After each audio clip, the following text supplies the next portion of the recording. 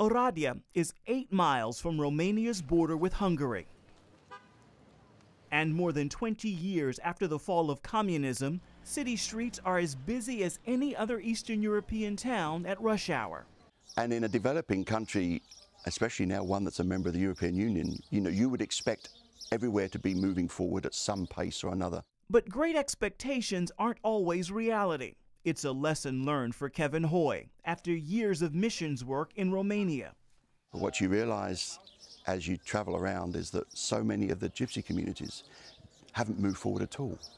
They're exactly where they were, whether it's 10 years ago, 20 years ago. In the gypsy village of Salard, people have spent generations away from the rest of Romanian society. The way they've been brought up, from generations, they would follow their immediate needs, but then be unable to see the perspective.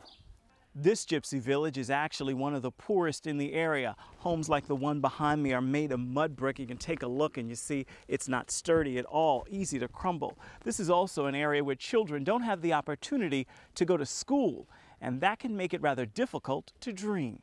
Dreams of a better life are even more difficult for the adults, like 27-year-old Robert MOGIORI, who says it's too late to even think about an education. I think the only way I can make some money is to be there when people need us to help them picking the crops and so on.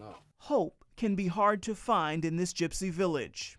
Sometimes they might be violent, not to me, not to us, but to each other. Education is a big factor, but prejudice also plays a major part in the fact they're just trapped.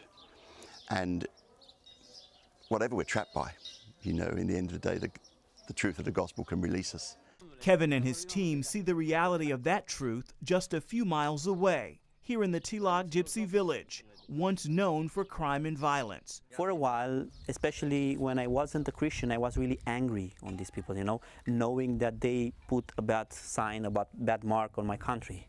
This gypsy village is home to about 40 families. That's roughly 500 people, and it's seen a lot of changes since the year 2000.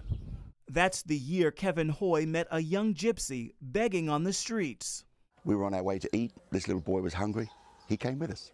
Over the 2 hours, we learned a lot about his community, his family, and he ended up taking us back to meet his mum and dad and his 8 brothers and sisters.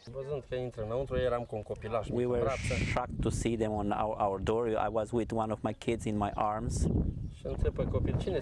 And I asked my child, who are these people? And he was like, they are my friends. Now that little boy has children of his own.